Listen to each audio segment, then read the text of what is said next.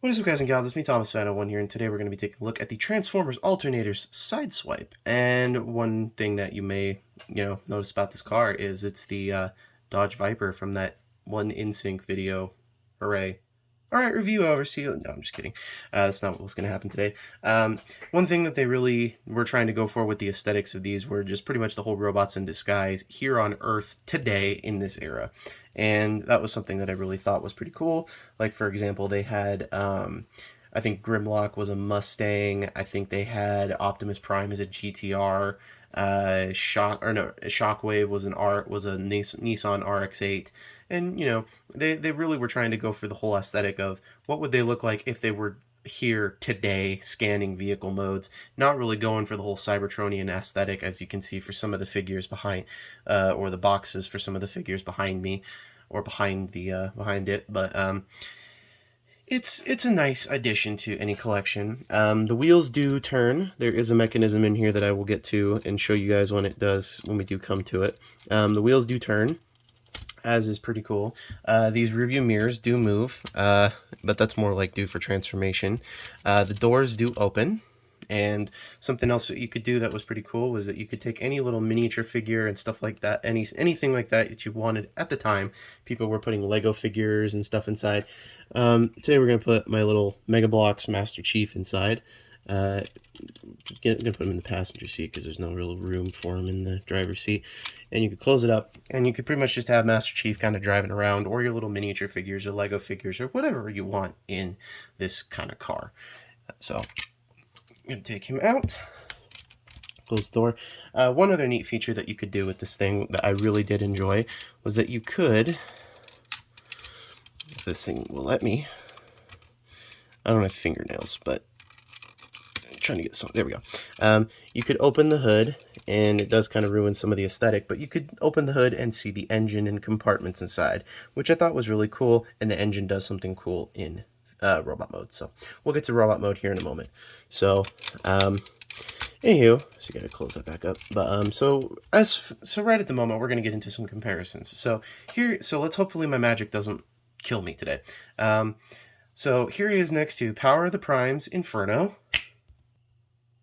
Well, it worked! Well, I'll be darned, it actually worked this time. Granted, Inferno is like loaded up to beyond belief. Also, a huge shout out to Platinum Toys for having this guy in stock as well.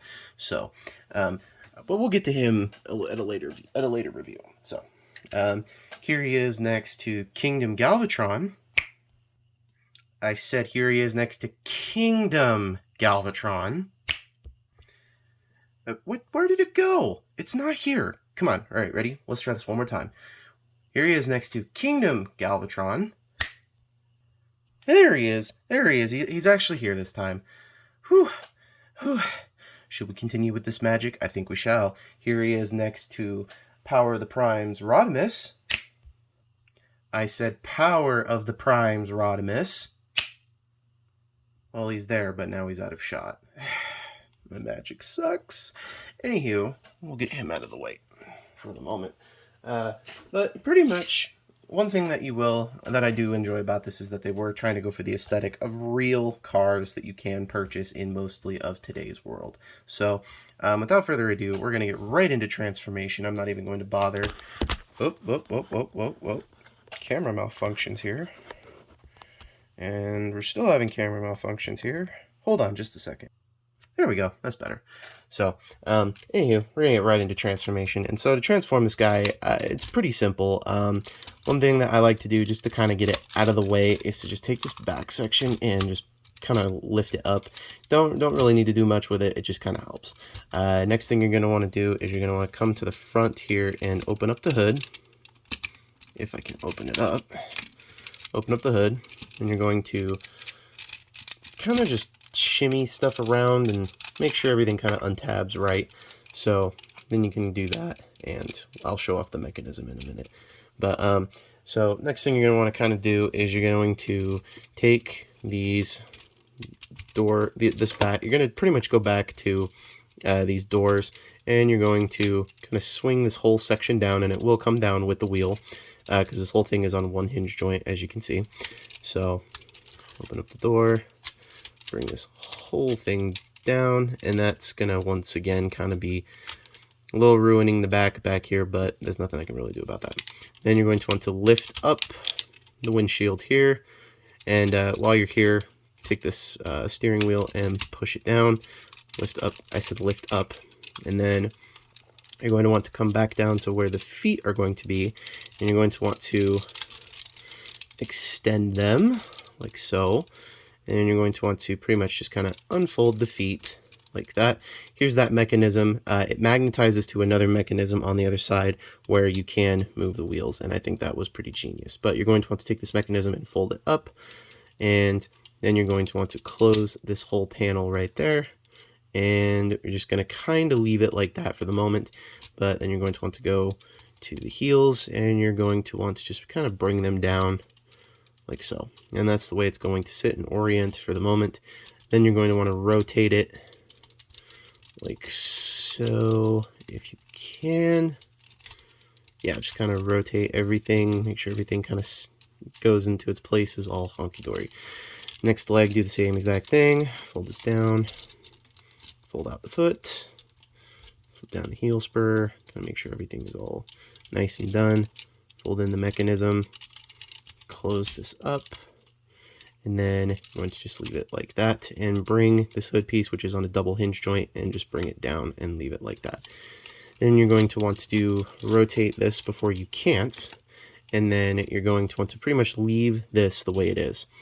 But then we're going to come to the back section and fold this all the way out like that. And this whole thing here, this is one thing that I don't like about this figure, is the massive junk in the trunk right here, literally. So then you're going to want to come and pretty much undo these arms, or what will become his arms. And these are both on joints that you're going to want to bring down like this.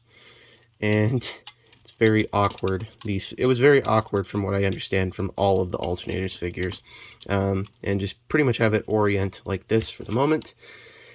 You want to unfold the arms just to get them out of the way. So do that on that side. Do that same thing on the other side. Make sure this whole thing orients properly. And just unfold the arms and hands like so. And then this is where things kind of come to a little bit of a screeching halt in some areas here, because it's a little awkward to show on camera. You're going to want to fold the head back to give yourself a little bit of clearance. And then you're going to fold this piece up like that. And then you're going to want to bring it down like that. But at the same time, you're going to want to push the windshield in, because there's two tabs under here that are going to slot underneath or slot on top of the windshield. And just make sure everything just closes up like that. And then you're going to want to bring the head all the way back. And then that pretty much just kind of secures everything in place, mostly. There's no real set way to make sure this whole thing, stays the way it's supposed to, considering the fact that there's not really much else you can do with it. But then you're going to kind of straighten everything out for the most part and make sure it doesn't have to have the wheel like that. I mean, you can have the wheel facing backward, but as per some instructions, you're going to do that. Take this little thingy, not thingy, I just said it earlier, rear view mirror, and fold it up, and then you're going to want to bring it back like that, and pretty much orient the arm in a way where everything is going to look nice and pretty. So just swivel everything around for the most part, and there you go. So the same thing on the other side, bring it down like that, swing it like that, bring this in, kind of fold the doors in the backwards position like that, and then you're going to want to come back to the backpack and just accordion it down, and it just kind of sits there and does nothing, and it just does nothing for a lot of this mold. So and then pretty much just kind of straighten everything out like that, and then make sure everything is all straightened out like so. I don't think this is the right way, but we're going with it. We're going with it. We're going with this way because I'm on this side of the camera and you guys aren't. Deal with it. I'm pretty sure this is not the right way to do it, but this is the way I was taught. And you're going to come back to the engine compartment. As you can see, there's a handle, and you're just going to flip out to this piece here, and you're going to open up one of the hands, which the fingers are mostly articulated they are mostly articulated, not articulated, articulated. And you're going to take the gun, close up the fingers like so, and kind of make sure everything is all nice in place. As we zoom out just a hair to make sure we get everything on camera. And there you have Alternator's Sideswipe in his robot mode. And personally, I dig these alt modes. Like, really, I dig them a lot. Like, I can't tell you how much I dig them. They're just amazing. So, it's just one of those things where it's like you want something to turn out amazing, and it turns out amazing, but granted, you have to sacrifice a few things, like his articulation. You cannot bend the knees really that far due to the car parts being in the way. I mean, you could swivel the arms, but the problem with the swiveling of the arms is you got to take this whole thing with you. So, I mean, it's doable, but it's a pain. So, anywho, here he is next to Transformers Crossovers Gigawatt. Hey, it actually worked this time. 100% worked. I don't know if I should jinx myself. You know what? We're going to do it. Here he is next to Toys R Us exclusive studio series Thundercracker. And there it is! Look at that! It's right there!